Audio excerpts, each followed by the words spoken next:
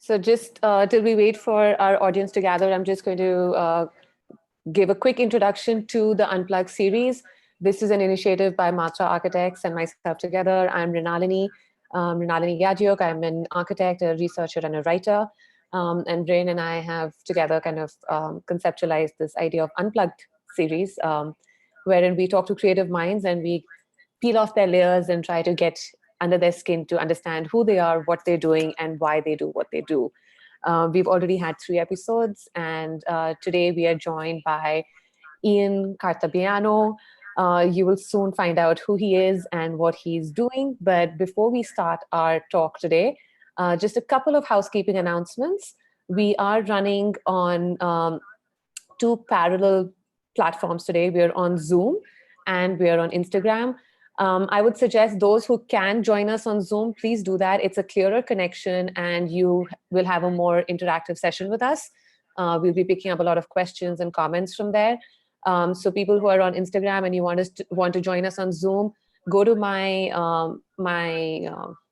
my profile. All the details are there, and I'll also have my colleague Siddhant share the details on Instagram right now.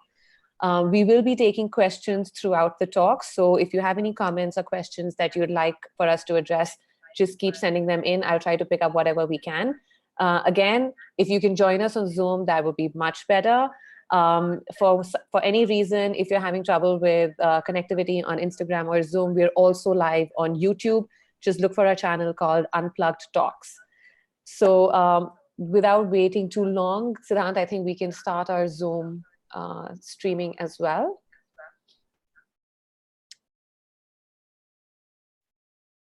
If someone can just respond and tell us whether we are clear on Instagram. I just got a comment saying that there's an echo. Is there still an echo?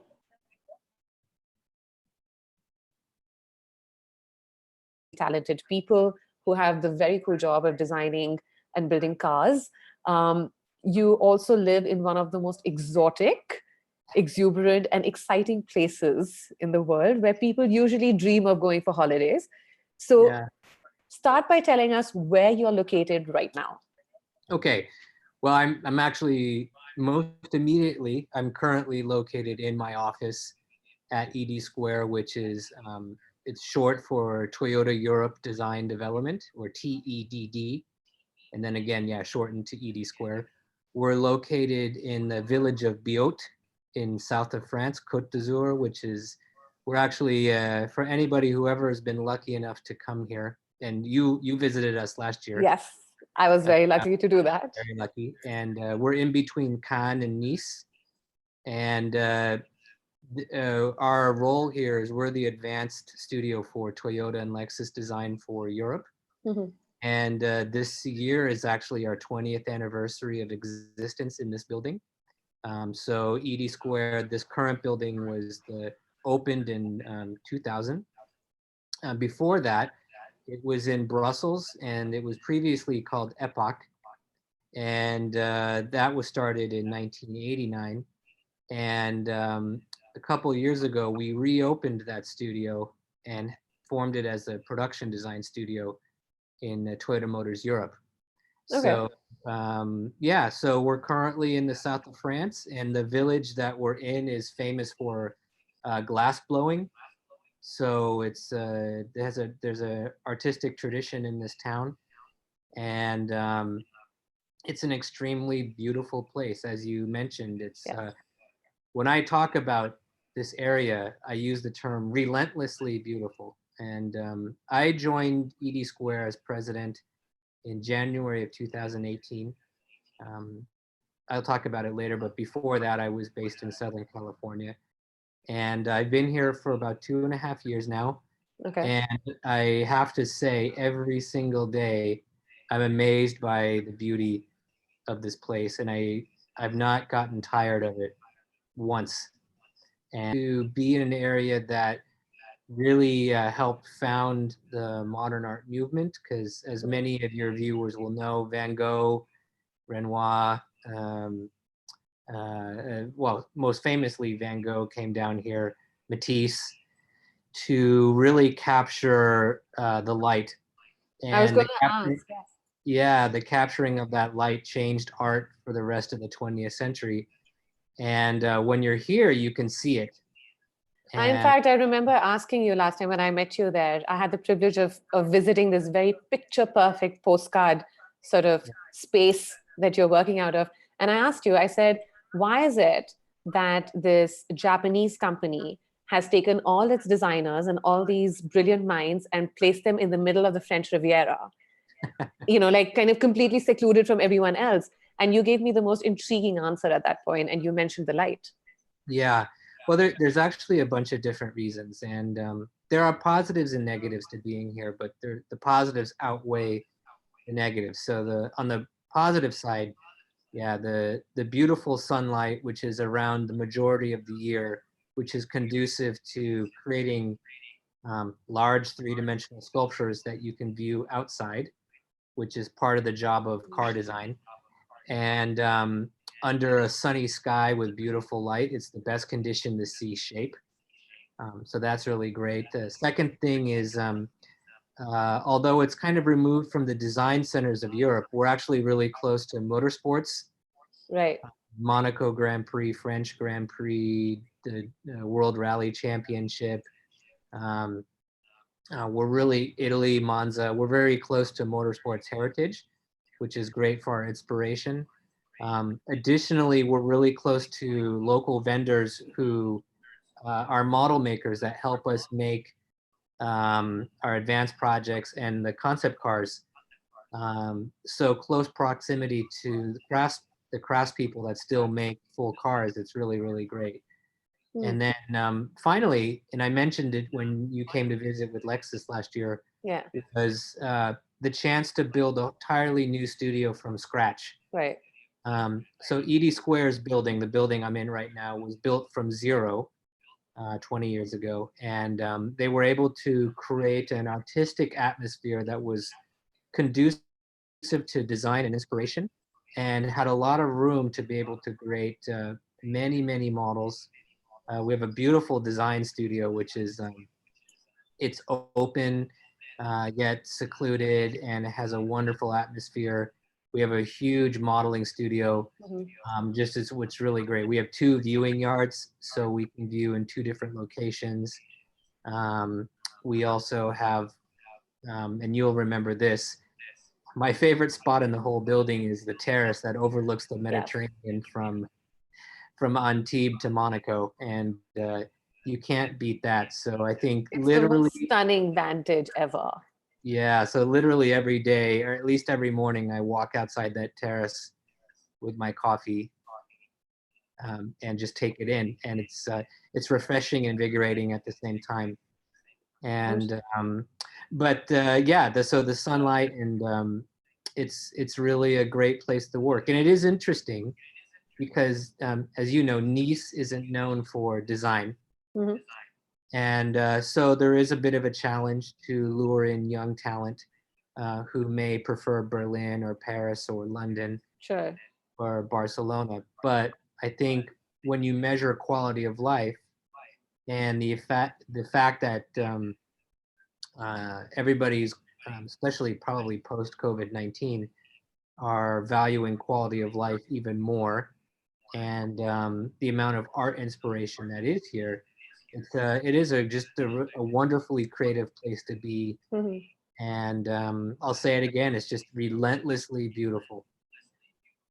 I really wish that we could have actually taken this camera and walked around Edie Square a little bit and show people what you're talking about, because I can vouch for it. I have been there, but it is something to actually see.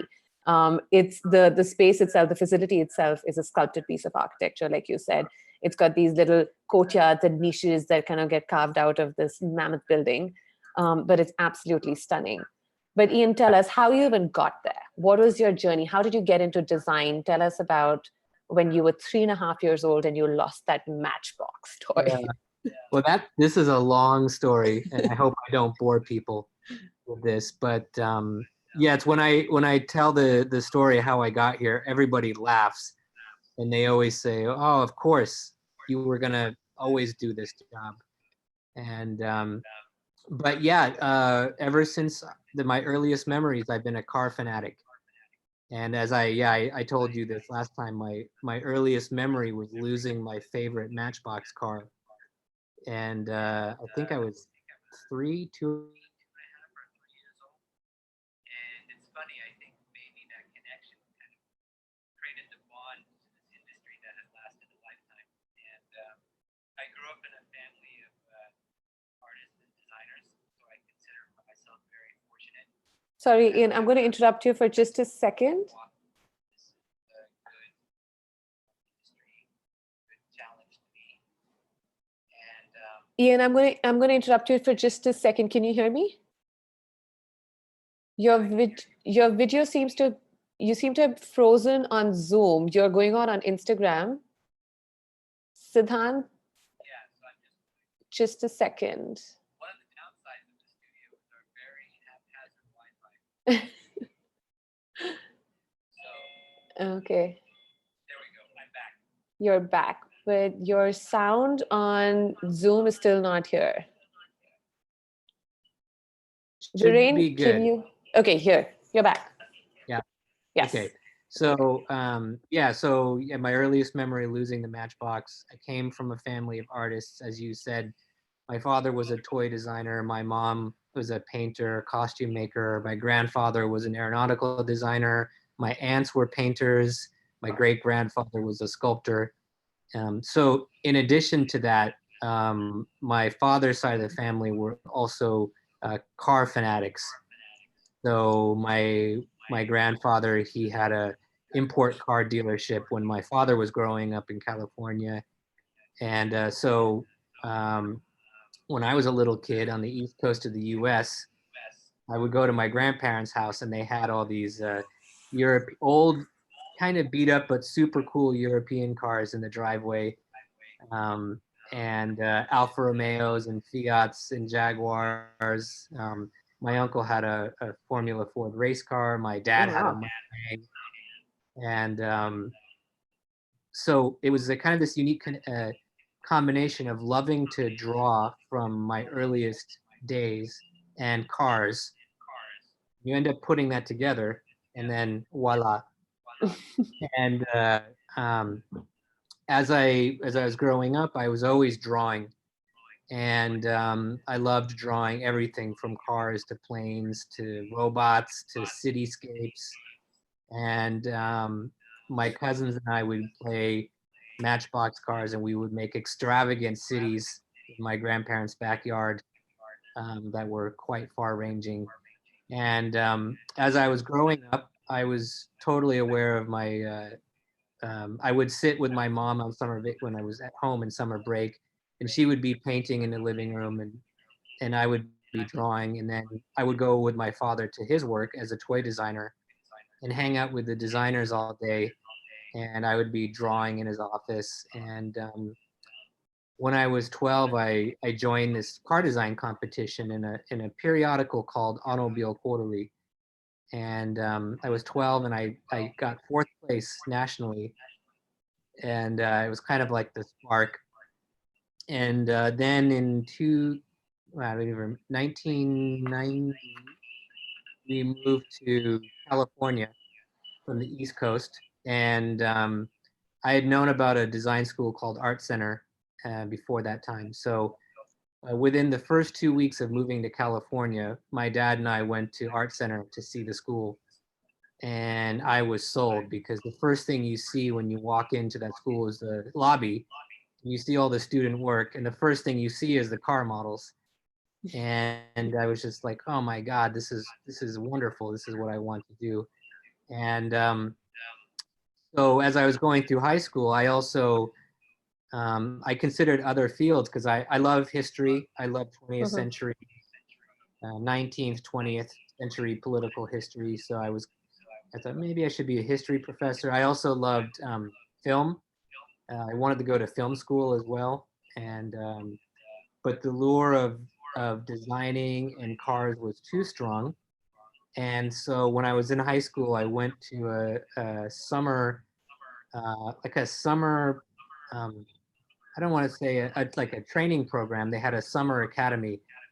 And so I attended it. And I was like, okay, this is for sure what I wanted to do. So after high school, I applied and I got in and I just well, when did I start? 1994, started Art Center, and I started the semester there. And I remember because I talk to a lot of students now, and because of the COVID-19 global situation Mhm. with the economy, there's a lot of concern about jobs in the future. Yes. And I remember my very first class at Art Center, the, the instructor, the first thing out of his mouth was, almost none of you are going to get jobs. Really? So, so here was my lifelong dream to go to the school of my dreams to learn how to do the job of my dreams. And the first word was, oh, probably not going to get a job, but persevered and stuck through it, and had a wonderful time there. It's an extremely difficult program. It's very hard, and I did an internship during my time there. I went to Porsche and I Hmm. spent 4 months in Germany working at Porsche headquarters as an intern, as a design student, and it was an amazing time. And But you soon switched to Toyota. Didn't well, stick it's around with funny Porsche. because I expected I was going to work for Porsche actually. 'Cause with the internship usually comes with a like a job offer. Right. And when I graduated, the economy was just starting to move up, but it was still tough. And at the time, they had a little bit of an issue hiring a non-EU citizen. Mm. Okay. So when what Art Center does is when you graduate, they do a senior graduation show where all your work is on display, and they Right. invite companies in, and talk to um, you're able to talk to everybody, uh, companies. And I went through the process, and Toyota came, and it was the company I never expected to work for, honestly. And Uh, you haven't been anywhere else in 22 years. no, and I didn't expect it. And so Toyota came in, and they they said, "Oh, your work is good. Why don't you come down for an interview?" And it was the studio in Newport Beach, California, called CALTY Design Healthy, Research. right?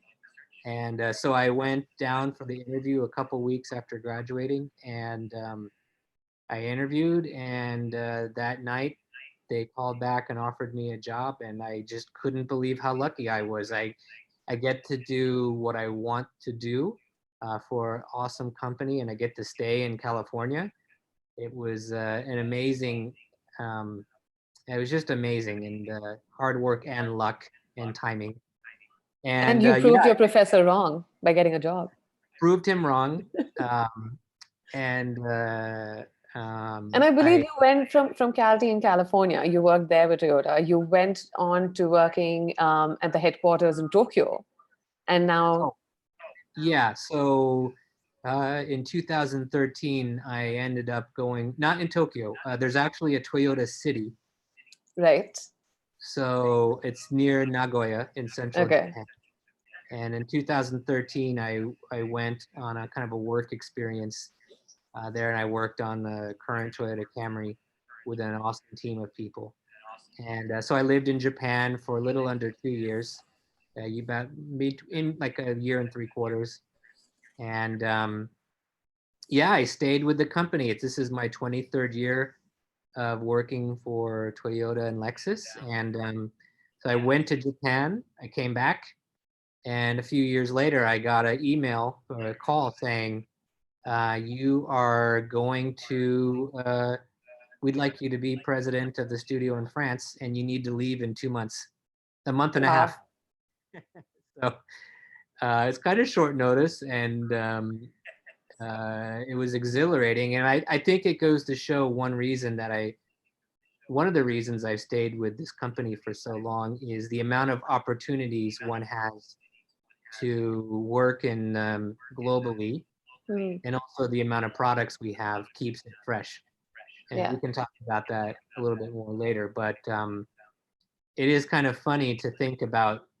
Well, I have it's not a prop, it's an actual, obviously I have way too many toys on my desk, but so We'd the love to see 3-year-old some. me, the 3-year-old me would be really happy that this is not the same, this is not the same exact Matchbox, but this is the car that I lost when I was 3 years old. Wow. And so it's on my desk. So Circle That's of not Life. a Toyota, is it? No, it's a Volkswagen Golf. German Polizei Matchbox. And so Circle of Life, I started out, you know, loving cars and drawing cars, and now I get to work with an amazing team developing the vehicles of the future. And it's been an amazing experience, and don't get tired of it. You know, it's quite fascinating because not a lot of people end up or have the privilege of actually doing what they've been wanting to do as children. And you've actually done that. You've proved your professor wrong on multiple occasions. Now you're the president at 80 Squared. I'm a little curious. I mean, being an American, having been brought up there, studied there, having worked with a Japanese company for 22 years, does that kind of, what is your style today? What is Ian's design style or design philosophy or approach? Is it, big and brawly and American and broad, or is it precise and pretty and Japanese? That's a good question.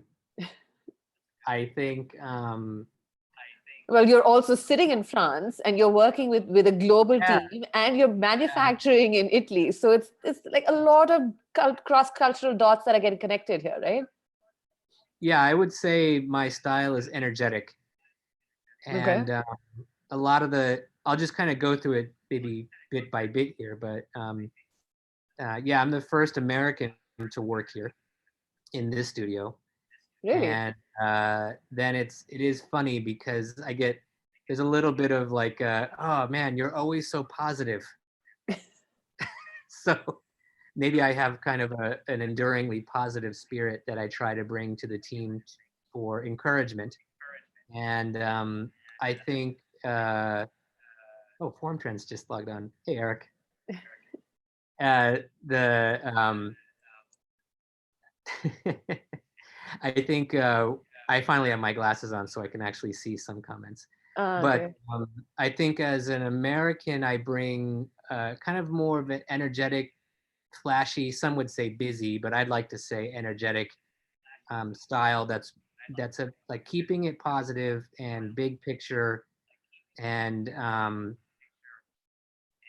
pushing hard to get things to move forward.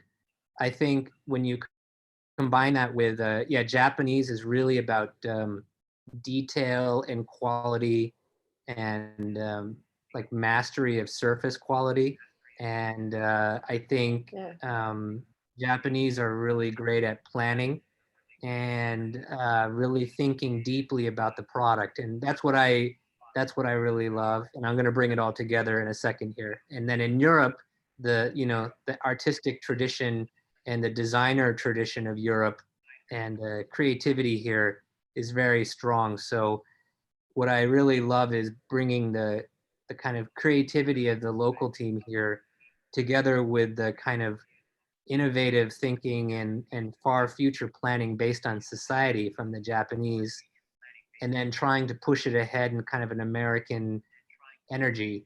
I think we've been able to do some really great products here. And I think being in Japan, what's really interesting about this company compared to some other automotive design companies is the designers here, not only 80 Square, but at CALTY and in Japan, the designers are part of the creative process from the very beginning, including design concept, buyer target, use target, business model, futurism, like what's the society of the future, what's the packaging of the car.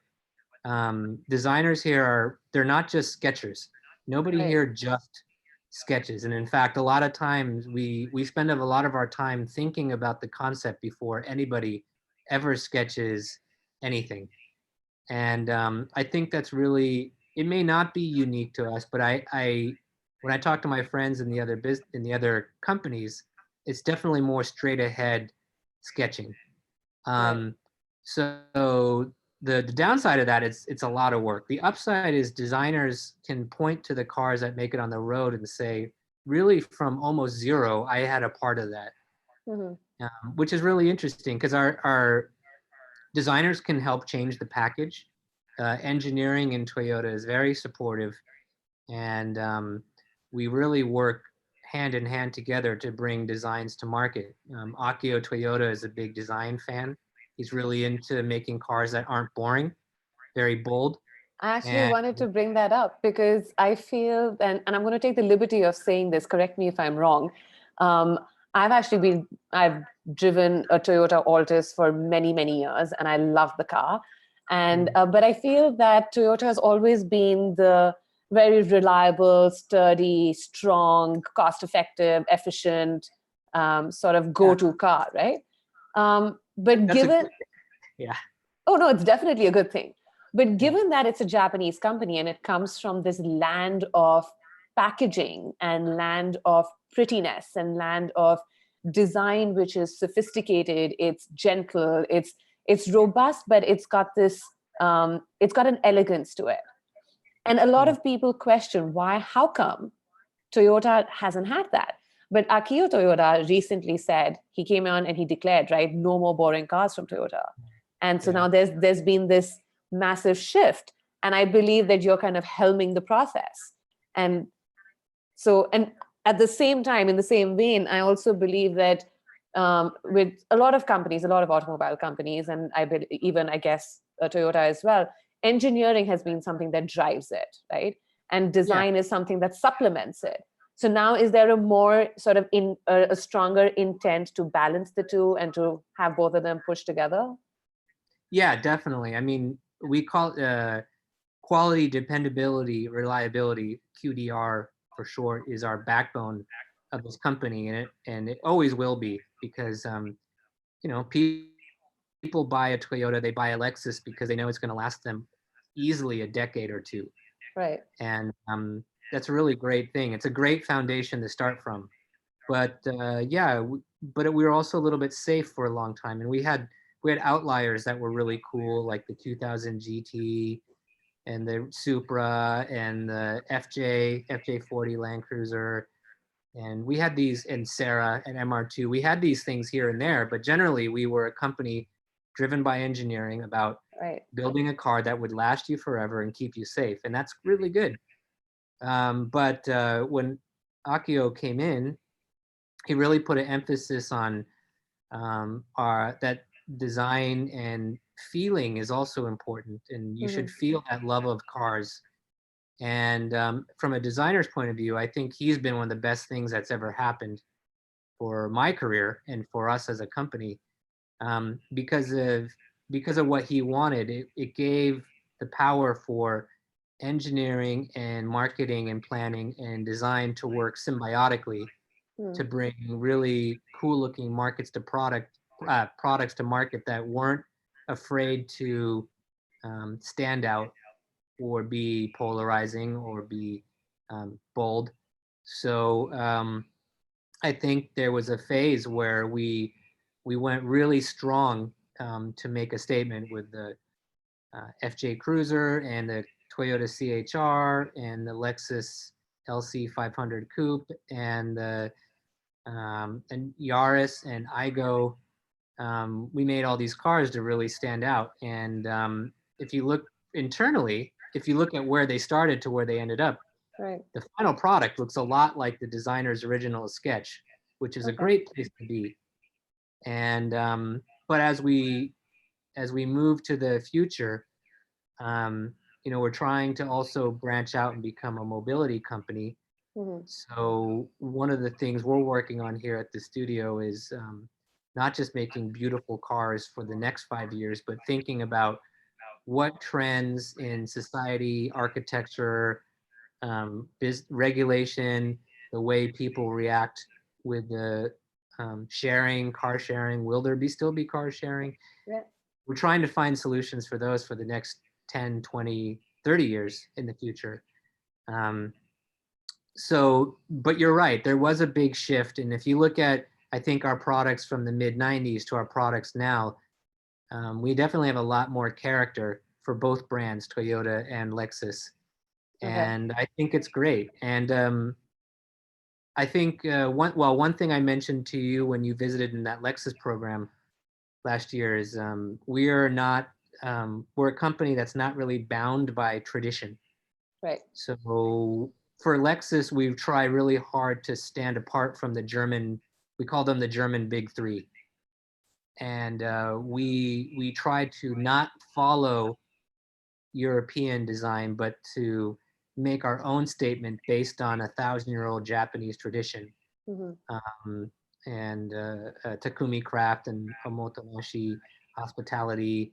And that, like you said, that Japanese attention to detail, for example, the beauty of how a 7-course sushi meal is presented, trying to bring that kind of exquisite small detail, which is both design and the way a part is engineered to last forever, right, into a vehicle. And with Toyota, we're trying to make products that when people buy them, they feel like it's an extension of their personality and it belongs to them.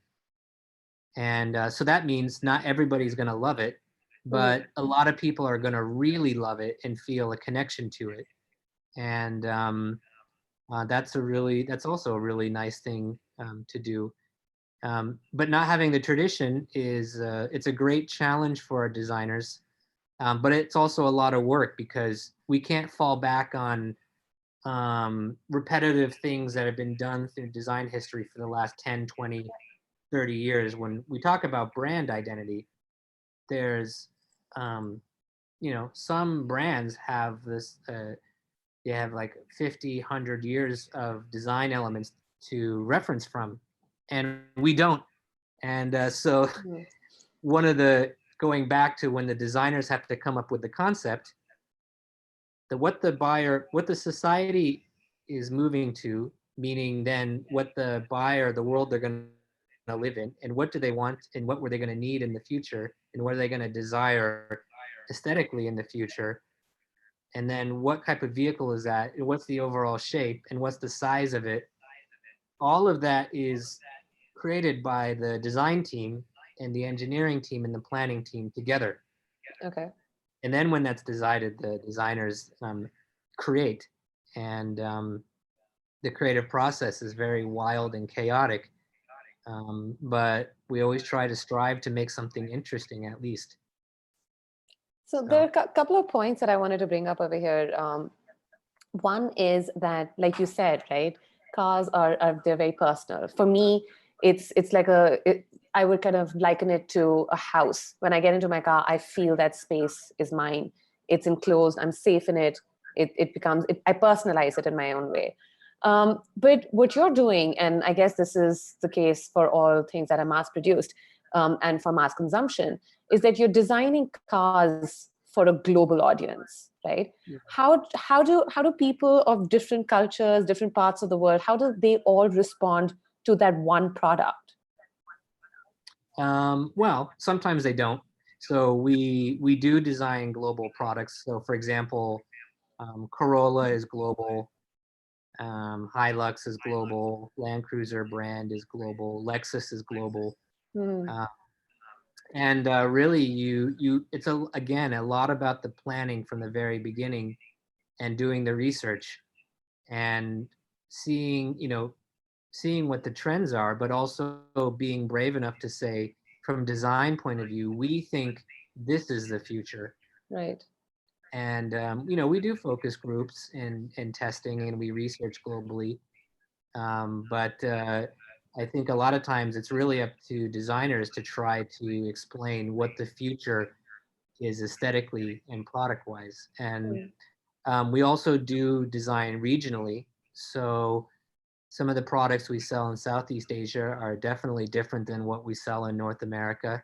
Right. And again, are different from Japan. So like K-car, which is it's a small class of car in Japan, is not ever going to be on sale in the US. and vice versa, a Toyota Tundra, which is a full-size truck in the US. Although I see them here in the south of France sometimes, they're really not designed for the small villages and roads around ED Square. You'd get stuck. So we design both globally and regionally, and to get the global products right, it's a lot of research and discussion. And I remember when I was in Japan with the team working on the current Camry, we were going from we went from 4 different global designs to one. So one design that was manufactured in, I think, 6 different factories around the planet for every single market around the world. And what that meant was you have to take into consideration every factory's assembly process and condition, every country's safety requirements. And again, we're a company really based on safety, so we engineer with as much safety as maybe over the top, which is great. And then additionally, we had a lot of discussions with planning groups who are the boots on the ground in every country to say, in China, the China market would really, they respond well to this, they're looking for this. Africa is looking for this. Thailand looks at the car this way. Buyers in Malaysia think of it this way. North America thinks of it this way. Mexico is North America, but South America Argentina thinks of the car this way. So it was really, that was part of one of the great experiences of that project in Japan, was discussing for the first time a truly global product. And to an extension, that happens a lot more here in Europe, because some of our products are European focused. But when we design, for example, Lexus, as you saw, it's definitely a global brand. And we all, as all the design studios, work together to make those products a success. So you mentioned safety a couple of times, and there's just a quick thought that a lot of these regulations are rather recent. A lot of them have come up in the last so many years, and as we kind of progress with time, these regulations and these safety norms just keep increasing, whether it's passenger safety or pedestrian safety or driving safety. We didn't have so many rules and regulations earlier. Do you feel that there was more creative freedom to design, let's say 40 years ago, 50 years ago, and today we're kind of getting stifled a little bit with all these rules and regulations around our necks? Or is it just a challenge?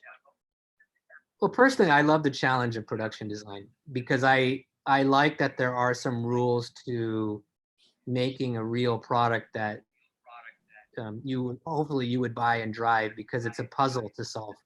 And I love solving that puzzle, and it keeps the mind fresh. And I think sometimes design without limits is just, there's a time for fantasy, but sometimes it's not even just art, because art still has, I think there's a target, or there's a creative output target for total expressive fine art, which I love. But in design, I think when there's not any restriction or not any end use thought of, it is kind of just fantasy art. So personally, I think the safety measures and regulations and also powertrains, it's really a great puzzle for us to solve. I used to think that there was more freedom in the past, because my favorite era of automotive design is actually the 1960s, especially General Motors design of the 60s. When I got into Art Center, you had to write an essay of who inspired you, and two designers were Raymond Loewy and Bill Mitchell. And Bill Mitchell was the head of GM design for, God, almost 2-3 decades. And it was original Corvette Stingray, Buick Riviera, Chevrolet Chevelle, Pontiac Le Mans, Cadillac Eldorado. It's just all these cars that I love still. Are you allowed to say all of this? You're on record, huh? Yeah, that's fine. Because it's car people, You can admire other car people. Yeah, I mean, if I won the lottery, I would go out and buy the first Lamborghini Countach from 1974, 75 in bright orange. Okay. Nobody in the company is gonna fault me for that one. But I used to say there was more freedom, but I actually think that there is a danger that all the global safety regulations and regulations in general would make car design the same. And maybe there was a short window of that when we were trying to figure out how to solve these problems. But then alternative powertrains came in, like EV, fuel cell, and that's opened up the door again for design freedom. And I think the switch to a zero emission future powertrain is really given designers that freedom again to explore and challenge more. And I think as technology improves, I'll give you one small example. The way lighting today is so expressive in automobiles. Each brand has a unique lighting signature, and we spend a lot of time on that nighttime light signature. And that didn't exist in 1950s and 60s. Every headlamp was round. Right. Yeah. So when I hear comments that, oh, all today's cars look the same, I say, well, go back and look at the 1930s, look at the 1950s, generally look at the 60s, and you really have to be an enthusiast to pick out what's different. So I think every era has its challenges of sameness.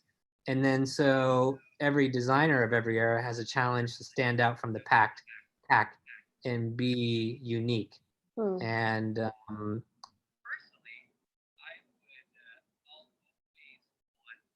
the improvements. I mean, I love 1960s cars. I never feel safe driving it.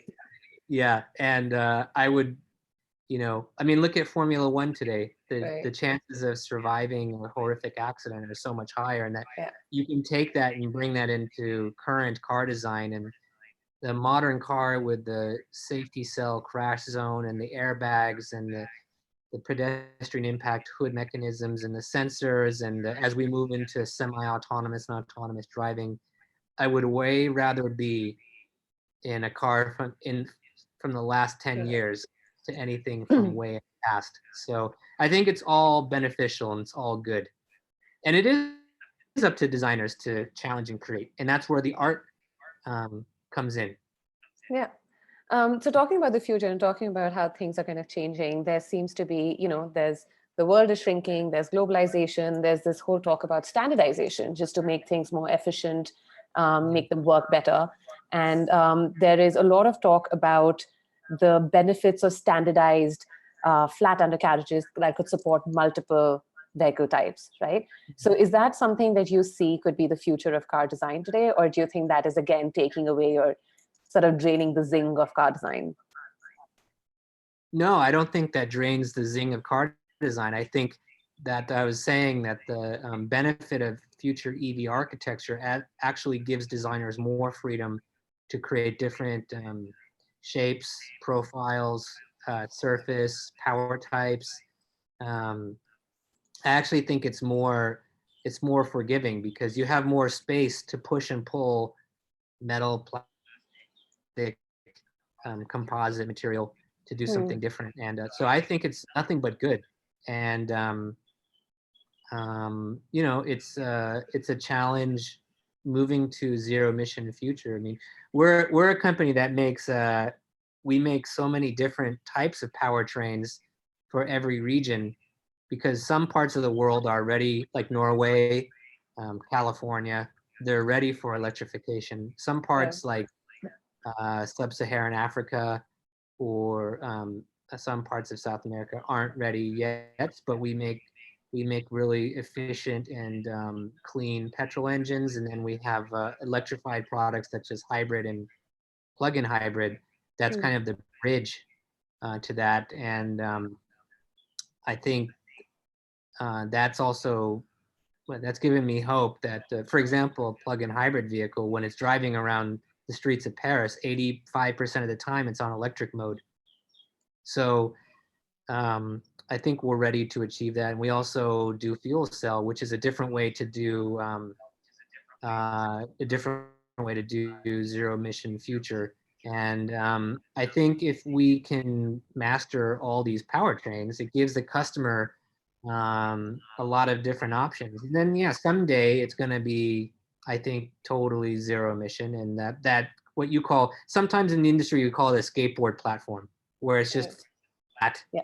it's battery pack, and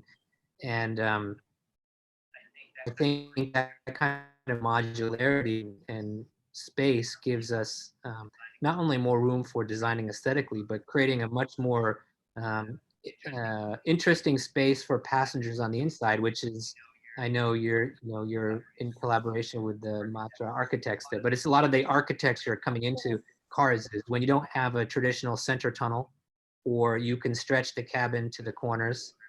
You can really change the way people interact with the interior space and create a really unique environment.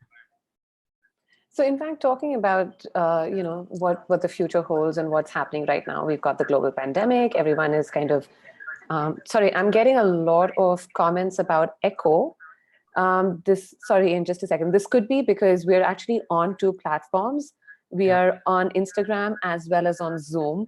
And for some reason today we're getting a lot of echo. I'm going to try changing sides to see if it helps, but if I put the volume off my phone, then you guys on Instagram won't be able to hear what I'm saying, unfortunately. So, okay, just to get back, I mean, we're getting a couple of questions and comments as well from people, but talking about the pandemic, talking about what's happening in the world today, and there is definitely a shift in in how people are looking at things, right? And there's a new thought of the way things are emerging. For example, the two considerable ideas that are emerging from this is that there is a need for more sustainable means of transport. And the second being that this whole idea of social distancing, which is becoming the new norm, right? Now, when we're talking about social distancing, these new rules are clearly going to affect the way that we're talking about design. It's going to affect us in terms of the architecture of cities, of buildings, but I believe even car design, right? So so for example, shared mobility, or even for that matter, chauffeur-driven cars versus self-driven cars. So would you like to comment on that? It's interesting because we've been talking a lot about this topic for the last 3 weeks. Right. And the first more immediate, the immediate topic is, what happens to shared mobility in the future? And I think, eventually it won't disappear because it's a solution that we're going to need for the future. I mean, we can't just keep crowding our roads and having endless amounts of traffic. So shared mobility won't disappear. It'll change. I think some things that are going to change is there'll be a subtle but ingrained acknowledgement of more hygiene. So maybe built-in hygiene. I don't want to say there won't be separation of people because it's not possible on a bus or a train or even in an Uber. But we wonder if we can design surfaces and touch points around kind of this ingrained, kind of subtle, subconsciously clean mentality that might emerge from this era. I think another thing I'm intrigued by is everybody had 2 months of clean skies. Yeah. And I know we talked about this a little bit, but the air in New Delhi where you are right now, even the air above our house in the south of France, it's so clean. And the amount of birds and wildlife, and then you saw water in Venice. And I think a lot of people having experienced the kind of clean skies, I think there's going to be a stronger push for EV and and fuel cell and zero emission or plug-in hybrid to get us to a point to maintain these kind of clear skies. I read today that there was for 2020, there's a 7% drop in carbon emissions, which is good. So I hope we can sustain that. Additionally, I think there's going to be kind of a rebirth of, this goes kind of the flip side of your shared mobility question. Yeah. but I think there's going to be a rebirth in personal mobility, and the joy of driving in your own space. That's going to take some planning to work around that, and that comes to why cars still exist. It's freedom of movement. Mm-hmm. I think maybe after people have been locked down for a few months, at least in the short term, that kind of burst of freedom of movement is going to feel really great and remind people that personal mobility is still really great thing to have. I know in France, the lockdown was very strict, and except for going to the bank or the doctor or to get food at the grocery store, you weren't allowed to go over 1 kilometer from your house. Yeah. And so my first day back, we opened up the studio last week, and the first day back was like the best commute of my entire life. And I felt so free. I had the sunroof open and the radio blasting, and it was really great. So I think that's an interesting kind of psychological component of this. But I also just wonder, on the small scale, is it going to mean increased amount of personal storage spaces inside vehicles? Like I said, different touch points. Right. But I also kind of wonder if we have to kind of see how it plays out, because I hope that this COVID-19 experience improves the world a lot in kind of interconnectedness and caring in a good way, realization that we need a strong like safety net and healthcare system. But in a design point of view, I always tend to think these kind of drastic global situations lead to an outpouring of expressive and energetic design. And if you look back in history, you look at the 1918 flu pandemic. Right. It was World War I, the flu pandemic. And then after that, we had the Roaring '20s. And then there was the Great Depression and World War II. And after that, we had at least in America and in the '60s in Europe, this kind of flourishing of very extravagant and hopeful design. And you can say in some ways that was recently too. So I think that after this experience, that there's going to be a flurry of really beautiful and energetic and expressive design work. And I said this earlier this week to somebody else had asked me a similar question. I think that designers have been thinking and working in lockdown for a couple months, and everybody's ready to explode out and really express everything you've been thinking up here in your home office or your living room or your bedroom for the last couple months. And I think there's going to be a flurry of design, and it's going to be good. And I think we'll get back to a point where companies will need to keep creating. Great thing, this is what I tell the design students who are a little concerned around the world, is that companies around the planet will always need designers. Sure. Because not everybody can do it, and AI still can't do it. So you need the creative thinker to come up with the solution, and not only the solution, but how does it look? And I am a firm believer that design can really impact the world and change the world, whether it's a car or your phone or your ventilator for a hospital or a simple face mask or the seat. I wonder how seats in airplanes are going to change. For me, that's a big curiosity. Yeah. But also design at a larger level, right? I mean, especially when we're talking about transport and we're talking about automobile design, because it plays a vital role in the way cities are laid out, in the way people engage with the urban environment as well. Just in terms of how we use our streets and our roads. What about that?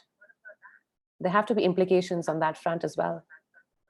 Oh, for sure. And I think we're just starting to see those implications. And like I said, we're starting to talk about it in the projects we're working on now.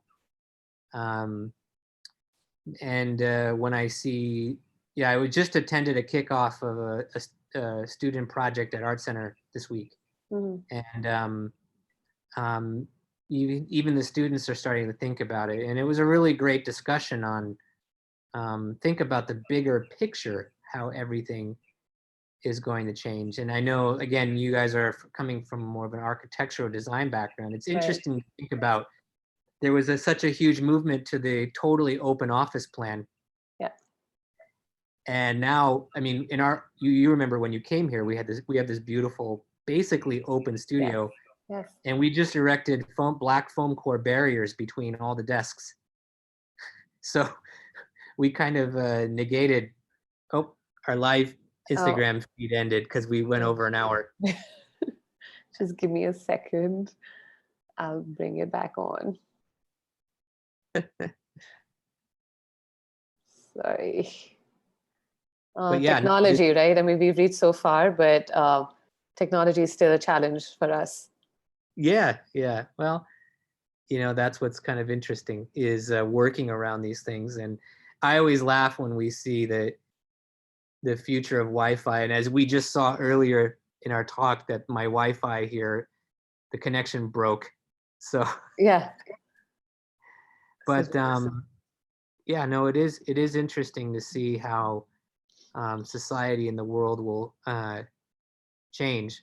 And I mentioned it before. It's really one of the cool things about the design. Here, just up. There you are. It's one of the interesting things about design here right now. And got it. There you go. Yeah. Is sorry guys, sorry, just 1 second, Ian. The video ended because we crossed an hour's time limit, but we are back on now, and hopefully it'll be there. You are. I'm Great. back. Yes. And again, I apologize for the echo. So, yeah. Next time I'll bring my headphones. We just, hopefully next time we won't be in this pandemic, and we'll have more technology and more devices and paraphernalia that can help us get rid of this. Yeah, but I was saying that, and I mentioned it a little bit earlier, but one of the what I'm always amazed with is the talented designers of this studio at ED Square is that again, they're not just sketchers. They really think about society and the world we're going to be in. And we designers, the design team here designed a product for CES in 2018 called the E-Palette, which was really thinking about, in the world of automation, what do we do with these vehicles that could run 24/7, right, and not waste space? And so the design team here thought about how to maximize people and goods to always provide use for society. And it was an interesting concept, and we do a lot of that stuff. For example, I don't know if you can see, but this poster here was from some of the products we did for the Tokyo Motor Show, both products, the Lexus and the Toyota. And we did a lot of the mobility products for Toyota from the Tokyo Motor Show, and they really dealt with the future of healthcare in rural societies that are rapidly aging, and there's a problem of loneliness. So right. how can car design help solve that societal problem? Also, how do we recharge zero emission vehicles in a traditional European city where it's impossible to tear up the existing roadwork? So we can't put a new electrified infrastructure in the city. So we created a drone, hydrogen fuel cell powered drone that you subscribe to it.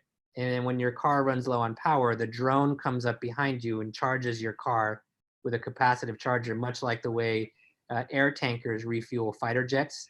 Wow. Around the world. And then we thought about a new type of race car or sports car that's so pure in its intention, because we assume that in the future, a lot of mobility will be optimized. So it'll be it'll solve so many problems in one package. But on the flip side, you have the most pure driving experience possible. I saw one comment earlier that said the EVs are kind of soulless. I totally disagree. And I think we're trying really hard to make EVs hyper expressive, and you think about what they can do, it's going to be great. And I think zero emission vehicle sports cars of the future is the way sports cars will survive another 50 to 100 years. And wow, just one more product up there was it was originally a Lexus, but it was the idea of a single personal mobility vehicle for example, the center of London, which is banned cars. And from a top view, it's the width of a half of a vehicle lane. So you could fit 2 cars in one car spot. So reducing traffic by half. Right. And the profile of the car is like based on Da Vinci's drawing of man, where it was the person in the circle.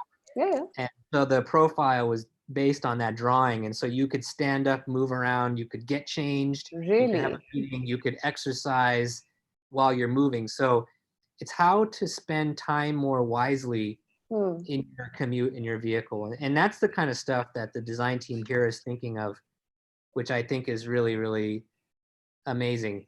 And I know somebody said they're a petrol head. They're petrol head. I honestly, he's the same guy who mentioned it earlier, how EVs are soulless, by the way. Yeah, I mean, I'm not gonna lie. I love maybe if he's on Instagram, he can see. I'm a firm believer also in this, and I still love that kind of stuff. I have a Celica like that. Rally car is my personal car here. But I love clean air as well. And so we're going to try really hard to, our Le Mans car that won Le Mans the past 2 years, a hybrid. So that's not a boring car. And I wouldn't say there's any petrol head that would say that car is not cool. And so, yeah. Talking about Le Mans, I wanted, there are a couple of questions that are coming in about the Lexus LF-A and how it was this iconic car, supercar that came out from your production. But, everyone knows that it took 9 years. It was priced exorbitantly and a little bit more. Yeah. But why are we not seeing more of these? Maybe having learned from past mistakes and, bettering it. Well, LFA was kind of the proof to the world what our engineers could do. And it was the ultimate expression of our company's technology. And that would be the other car I would buy if I won the lottery, because it is the best sounding car in the world ever, I think. Sounding. It's like it's a Formula One based V10 engine, and it's like symphony every time it runs. But I wasn't involved in that car, but I had the opportunity to go to the factory once. They only made 500. Yes. It was hand built, and yeah, it's a showcase of this company's technology to prove that we can do anything if we put our minds and heart into it. And so, for example, one piece of technology that came out of that car was we made a carbon fiber loom. So I don't know if you know the history of Toyota, but Toyota started out as a loom maker. We were making looms to find a better way to make fabric over the original British textile mills. And the founder of the company invented a much more efficient loom, and then sold that patent to that loom, and then used that seed money to start the car company. And so fast forward, the LFA used the kind of weaving technology based on a loom to make carbon fiber. So the carbon fiber panels of that car were made on literally like a weaving process. Right. And it's really great. And I wish I was involved with that car. I got to drive one for 3 days in a row once, and it was unbelievable. Oh, wow. But I was fortunate to be involved with this car. This is the LC 500. But the show car version of this, called the LF-LC concept from 2012, while I was still at CALTY working with the team there, I was the chief designer of that project. So I think it just goes to show, again, why have I stayed with this company for 23 years, is that 1 minute you can be designing a super high-end Lexus sports coupe. Next minute you're doing innovative personal mobility transport for the year 2030, 2040. And next time you're doing a show car for last year's Tokyo show for Lexus with a EV and in-wheel motors. Then you're doing a Toyota pickup truck and a minivan and a Corolla and an Igo. And so there's so much variety, your brain never gets tired. So I'm also being asked, what about the 2000 GT from the 60s? Are we going to see a 2020 version of it? That's another favorite, isn't it? Yeah, no, and I have 3 of them sitting on my desk, but no.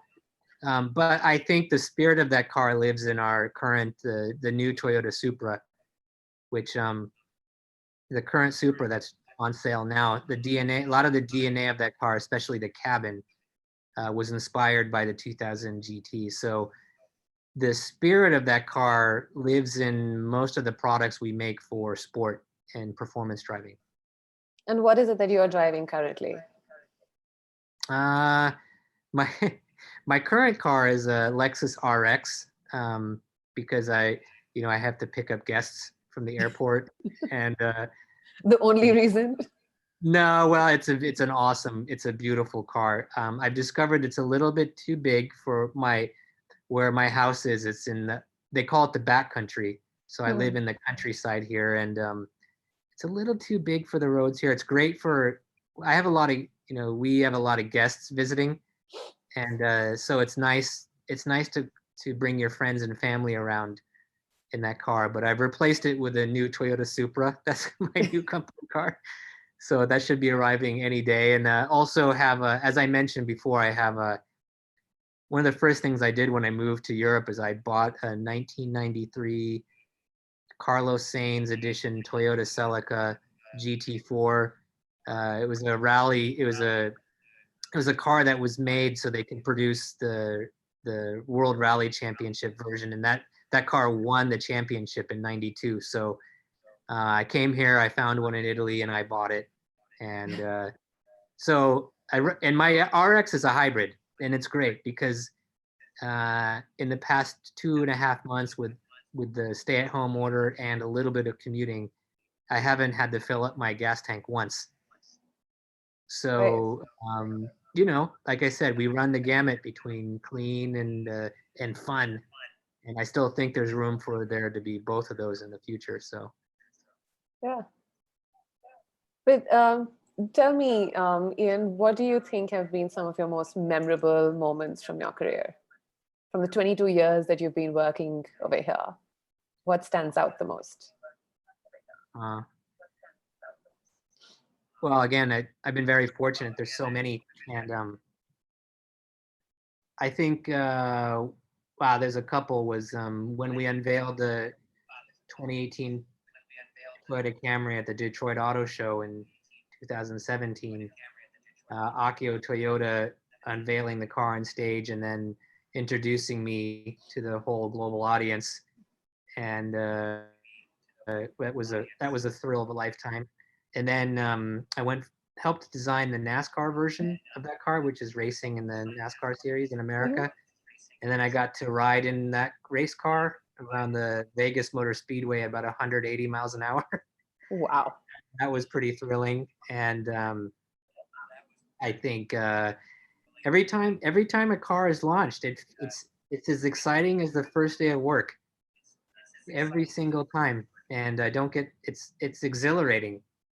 And it's just the past Tokyo show when that Lexus LF-30 concept was unveiled, the butterflies in your stomach right before it goes out to the audience. It's like it's like your first day at work all over again. It's an amazing feeling, and I never get tired of it. And then just moving here and being in this spot of the world it's wonderful. Being in Japan and exploring Japan by car and by train was amazing. And you said you drove around Japan, exploring the countryside, the mountains. You've also rented a car and driven around the UK, avoiding all the big cities. So do all these travels, like what are the things that actually influence your design? You're also a musician, I believe. You play the guitar.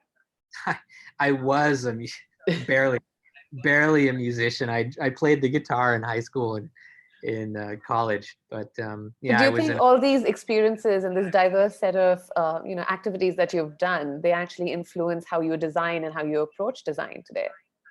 I think so. And especially when you, like in Japan, going to the smaller towns and seeing the villages where the art of handcraft is still active and taking part of it. I know, like, I was talking before about one time we went as a design team and we made soba noodles by hand from Right. scratch. Yeah. And the process was very methodical and very, it was almost like a religious ceremony in the way of making it. And it was, it really brings you back to the details and how important details in Japanese art and food making is important. That can't help but influence your eye for detail, especially on interior. Also the cultural sensitivities of, like, one interesting thing about Japan is you realize there's not a lot of space. And so like designing for Manhattan, New York, is all about how the reflections fall on the car. So in America, shapes that are big and long and really clean make sense because there's so much space to see the big picture. And in Europe, like Autobahn and express driving, and even the small city cars in Europe are very clean because it's a lot about reflection and getting the space back and speed. And in Japan, you're up close with the product. So it's all about getting in this, and there's a lot more surface movement in a small area because you're up close and personal, which is interesting to think about that. And then yeah, the UK road trip, it was rented a car and drove around the UK to see the countryside, and just that nature really brought back into focus. We were working on an EV project here at the time, and it was really inspiring. And then it was funny because a month before that, I took the team and we went to the Goodwood Festival of Speed, which is in the English Manor in the countryside. And then the experience of having that kind of car culture around was intoxicating. And I think when we got back, the whole team was just like sketching sports cars for 3 weeks because there was a direct emotional impact at that point. So so it's interesting. You work very closely with your team, and so I had this one question, and what we're going to do is we're going to take a couple of comments and questions from the audience as well. So if anyone does have any questions, please post them on Instagram as well as Zoom. So we'll come to you quickly. But I wanted to quickly touch upon this idea of, you've got a team, you've got a whole design team that's working at 80 Squared. And I know that the whole process of design is kind of, split into multiple stages. But what I wanted to emphasize over here is that something that I noticed there is that, while production and fabrication and manufacturing is all very automated, you do have all the means and all the technology in the world at your fingertips.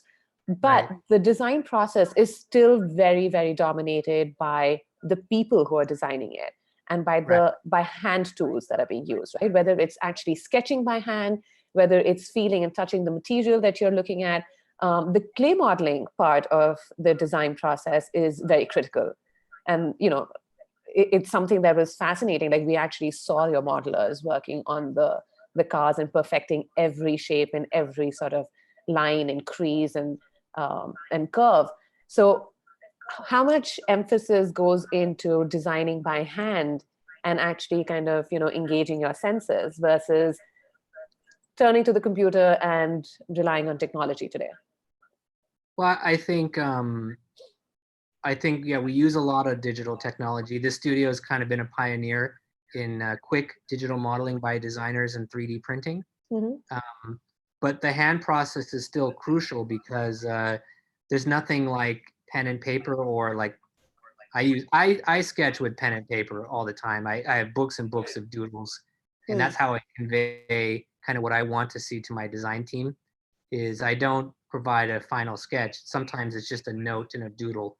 But we use this, most of the designers who are artists who are watching this broadcast know there's a Wacom pen and a Wacom tablet. So I still consider that hand drawing, even though it's a digital tool. So I think the hand process is still really crucial, not only in the sketching, but as you saw, the making. And we do 3D printing here. We do 3D milling. We've made cars straight from data to final model with no intermediate check. We do that. But the best way to do it is draw by hand, draw by computer, build a quick model with the designers and the modelers together, view it in VR space, check it, 3D print it, but also mill it in clay, and then work with a clay modeler. I call our clay modeling team, but they're artisans, really, because it's truly sculpture. It's an artistic talent that most people don't have, and it takes years to develop. Yeah, And it's tough. the clay modelers here bring the idea to life, and the clay is an additive and subtractive process, so you can change it a lot. Add, shave off, add more clay, shave more clay off, experiment with shape, wrap it in silver tape, bring it outside. You need to see, even when we mill from data, we got to see the car outside because size is very different in VR space to actual space. Right. But like for that project, that LF-30, we sketched by hand, we sketched by digital, we made speed models, we printed them out, and then we would try it in clay. We would try the surface in clay. We like something made by hand. We would scan it, bring that scan back into the digital model, and then recreate it in data, and then mill the car again. And so I would say it's a collaborative process between digital and analog, and I think that's the best way to go. I don't think just one way or the other is the best. And a lot of times from the beginning phase, if the design team hits a roadblock, I tell them, stop and just hand sketch. Just take some days, sketch by hand for a little bit, and just see what comes up. Sometimes I think that direct connection from brain to hand to paper is the best way to think and create, because a lot of times digital tools are so easy. Yeah. You end up using a kind of a default solution for a lot of things. So again, I mentioned it a while ago that our brands don't really have this long-term history of elements to fall back on for reference. So our designers, the team here they have to really push hard to create something new. And I still think the hand drawing is the key to it. And but considering that you think hand drawing is key, and I see that you have a Wacom in your hand, would you like to draw something out for us? Well,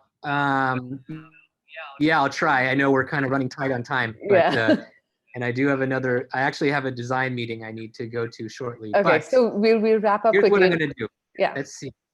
And also I haven't drawn in Photoshop, and I think in 2.5 years. I used to teach it at Art Center. And don't worry, no one's judging you, Ian. So what I'm gonna do is share the screen. Yes. All right, can you see that? Yes, we can. And then for people on Instagram, what I'm gonna do. How about that? Can you see? Yeah, that's pretty clear. How's that? Great. So while you're drawing this, I have a related question, which says that who were your early influences when you were growing up in college? And like designers, artists, or otherwise. Somebody also mentioned Gandini as who was one of these iconic car designers. So ever influenced by him? Gandini is like Gandini and Bill Mitchell, my design heroes. Because Gandini did most of the iconic late 60s, early 70s Italian sports cars that really changed design. Yeah. I'm just kind of, by the way, while we're sketching, I'm talking, but this is really how I sketch. I kind of sketch more like a painting. I tend to paint more than anything else. I mean, if I do a really fancy rendering, I put the time. Right. But usually I kind of sketch as if I'm just kind of painting. But when I was in Art Center, it was kind of this really glory era of, I think, of concept cars. So for example, Patrick Leclerc at the Renault was doing really amazing work with a kind of a Art Nouveau steampunk design with the Renault Argos and Avantime and different cars like that. It was also when the first Audi TT came out, and the TT and the Audi A6 and the new Beetle at that time totally changed car design and was much more artistic. And so I was really inspired by, yeah, Gandini. Gandini was kind of my hero. Bill Mitchell from the 60s. Who else? Yeah, I mean, at that time, Freeman Thomas and that Audi TT really changed a lot. So, but I think Patrick Leclerc, Gandini, Bill Mitchell were like the brand, the faces that really changed for me car design. And also, I don't know, I kind of had a really mix of American and European taste. I know you asked me this question before, but I loved European cars, but I'm also kind of a muscle car guy. And when I was in high school, I had this car called the Pontiac Trans-Am. And it was made famous by this American movie called Smokey and the Bandit. And it was a big, gaudy 70s muscle car with a big gold chicken on the hood. And it was really... So that's the American in you, isn't it? Yeah. I mean, I like Mustangs. I like big trucks. I like, Plymouth Barracudas and Dodge Chargers. I love all those things. And so, but maybe you can see here as I'm just doodling really quickly. It's LF-30, which is the show car we did. Yeah. So I like to just draw by hand like that, and then come in and just start painting too. And well, I have to say that you make it look so easy. But when we were there at ED Squared last year, we did have a master class with, I think it was with Koichi Suga-san. And Lexus Design. Yes, and he made a sketch, and I think I'm fairly decent at sketching, considering I'm an architect and all of that, or so I thought. But it really kind of takes it out of you to draw these cars and to actually proportion them out the way they're supposed to. Yeah, well, there's a funny side effect is you get used to drawing cars and then you forget how to like draw people. So I try to practice a lot to draw people and animals and other things, just so I'm not doing the same thing all the time. Right. So let's see, let's take this and just for the guys on Instagram, I switched off the comments so that you can see what Ian is doing on the screen. So if you have any more questions, please post them in this little box, this little chat box with a question mark in it. Post it there and I'll try to pick something up from there. So yeah, this is just a really super quick, rough sketch, but it's a good indication of like how we use the tool to indicate different materials and different shapes, and I still love, honestly, I love it. I love drawing still. I really, part of the leadership role is you don't get to do this very often, if at all. And I do really miss it. But let's see. We've got another question for you saying, who is the most influential designer in today's time? And it doesn't necessarily have to be a car designer. That's a good question. Today's time. Car designer, probably in the last 15 years, 20 years, was Chris Bangle, who was the head of BMW design for a long time. And because he took a conservative brand and pushed it to be super avant-garde. And people criticized him a lot at the time. But he allowed a really rigid conservative Bavarian brand to really take chances in the change luxury design, and it ended up being successful. I think their sales improved a lot historically, with his work there. So I think Bangle kind of made artistic risk-taking in car design more acceptable. And So, somebody who's not from the auto industry, a designer perhaps? well, besides Jonathan, I mean, Jonathan Ives is the first one that comes to my mind. And I think Jonathan Ives changed the world, really. If you think about it, I'm actually using, using one of their products right now and talking to you on one of their products. And so I think Jonathan Ives is probably the most influential designer in the second half of the first half of the 21st century, to be honest, and totally changed the way we interact with the technology and what we expect from UX design. I think that's a big feature of what's going to happen in the future is how UX design is going to change. And I think if I was a young designer today, I would maybe focus on user interface because that's really where the future is, I think. And, so I'm just going for it right now. I don't really know exactly. I'm just trying to remember everything on the car, and we're basically just trying to show form.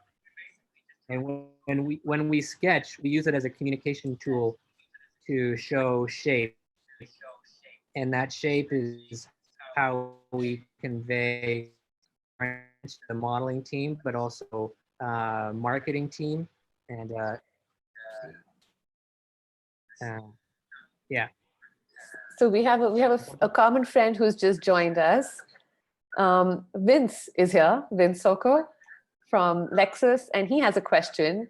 Oh. He's asking, what reflections does Ian have about design of cars post-COVID? What may change in consumer preferences? First of all, Vince is one of my dear friends from Toyota, and he was there with me when I was living in Japan. We actually lived in the same building. And he was there with me when we visited you last year. Right, yeah. So Vince was there when I was working on Camry, and we also when we did ES as well. But post-COVID, I think, I mentioned it before, I think there's going to be a greater adoption of EV. I think there's going to be more innovative use of interior space and materials. And let's see. And just trying to. Let's see. Oh, that's why. Sorry, guys. I think you're going to see, much more use of product and interior to keep things clean. But I think you're going to see a lot more adoption of EV as people got used to the clean air. And I think you're going to see, I mentioned before, I went on this long diatribe about it, but I think you're going to see a lot more positive visions of the future, just based on, people wanting to experience life again. So I think you'll see those things come about in the near term. And I tend to be kind of positive about the future. Again, I think, why am I fortunate to be in this company? I think this company is generally positive about where we're going in the future, and I think we're well set up for those things. Yeah. So I don't know if it's a question that deserves a much longer answer than that. But try my best while I'm trying to draw the future. Vince, you need to call Ian soon. Well, Vince was also been. I think Vince was holed up in Manila in the quarantine there. So yes. But what's exciting is, I mentioned one of the great things about this company is talking with a global team, and Vince was a global team in like Southeast Asia when we did Camry. And having been in America for a long time, it was an eye-opener to hear different points of view. You know, trying to say, oh, this region would like this, this region would like this. Right. So we've got a lot of people who are concerned about the pandemic and what's happening. We've got questions about how working from home has changed and influenced the way your team is working, and whether that's changed the way design is being approached. Yes. So the working from home has improved our communication methods like 200%, because Really? you can't talk face to face. You have to talk with words only, because we were using Skype, and because of the amount of Skype use, we had to turn off the videos. So it was all through voice. And so, yeah, we really improved a lot our methods on talking, conveying a clear design strategy first, and then moving to executing it. And we were nervous at first because there was no work from home protocol in the studio. So we developed it from scratch the week before shutdown, because things in Europe were changing really quick. And but it ended up working out pretty successfully, and we've had a bunch of really great products. I'm going to turn off this top layer. If you turn off the line drawing, that's what it looks like. And I think working from home, we've been really productive, and I'm really proud of the team, and I think it's worked well. But we also realize there's limits, and there's a point where you can only go so far working remotely, and you still need to work together in a collaborative way to try to find the best solution possible. And so, yeah. Let's see. Yeah, do you think, Ian, that considering our cities are getting more and more overpopulated, and by people, especially cities in, can you hear me? Yep, listening. Ian, yeah. Cities like the developing countries, say Delhi, Mumbai, if you talk about India, do you think there is in future a scope, and have you considered that, to create, to retain the mobility, yet to create a future car that allows individual movement which is a hybrid between a e-bike and the car? Because parking in future is a big issue in our cities in India, and I don't think it's very different in many cities across the world. So are there any efforts at Toyota to generate a future vehicle which is not only about preferred speed, or about negotiating the future cities? Yeah, I mean, we make we have a product we showed at Tokyo. I think it was called iRide. Oh, wonderful. Yeah. And yeah, so personal mobility is definitely something I think all companies are considering. And I think it's definitely on the horizon, not just us, but everybody. And I don't really want to talk too much in detail. Oh, my Photoshop just crashed. But wonderful sketch, my God. Oh no. I'm so excited about it. Hold on. Let's see. I think it's oh, this is where it's saved. Well, There's the, well, anyways, you saw what was happening. And yeah. so that's the well, we have the process recorded on Zoom, so we might not have the final file, but we have the process. Yeah, but yeah, so anyways, that's an example of a digital hand sketch. I was actually enjoying myself quite a bit right there. But that's the LF-30 show car that we showed in Tokyo last year, and it was very successful. And but I think, oh, I have to see this question before I have to sign off here. I definitely think working from home has totally changed the way people collaborate and communicate. And I said it forced people to be able to communicate more clearly. And I think that's a benefit we're going to bring when we move back into the studio in the future. But with that, I think I have to head off to another meeting. So I hope I was able to answer all your questions. And Yes. yeah, I can't believe that sketch crashed. We will send you the recording so that you have something on file. But I know, Vince, I was going to send that to Vince personally signed as a gift. I was waiting for you to say that. Yeah, well, Vince, I'll draw you another one, all right? There you go. That's a promise. I'll hold you to it.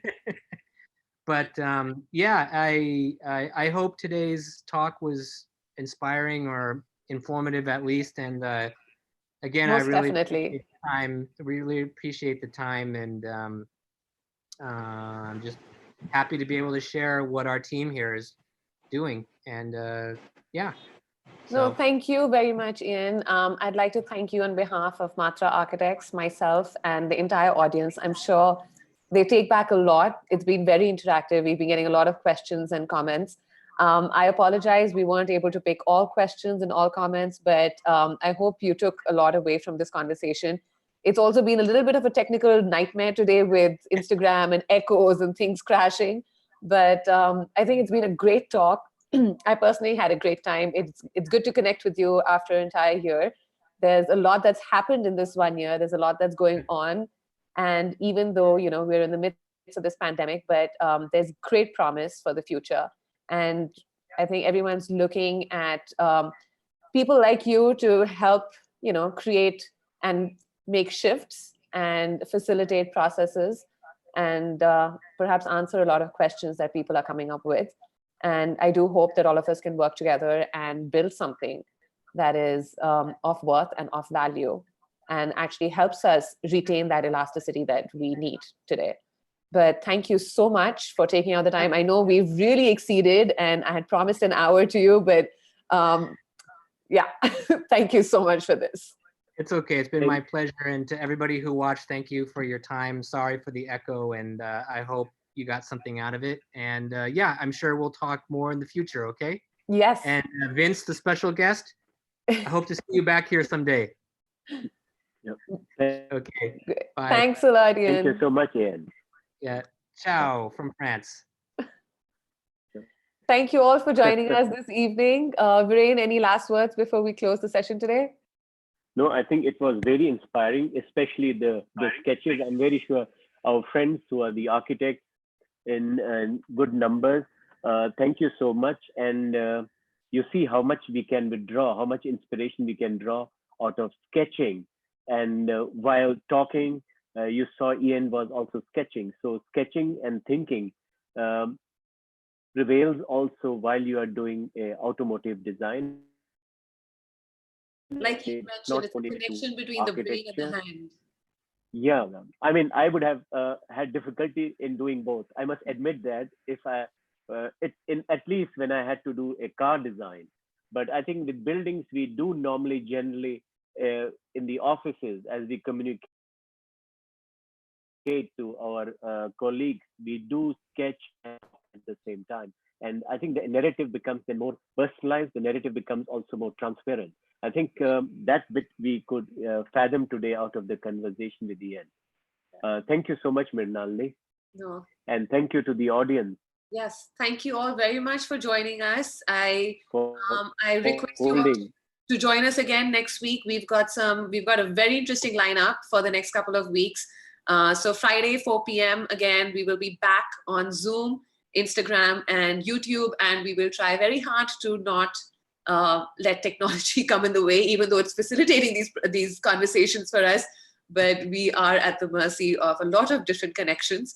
But thank you all today for taking out the time and being with us, and hope to see you all soon. Great. I'm going to close the session now. Thank you, Vince. Thank you, Vince.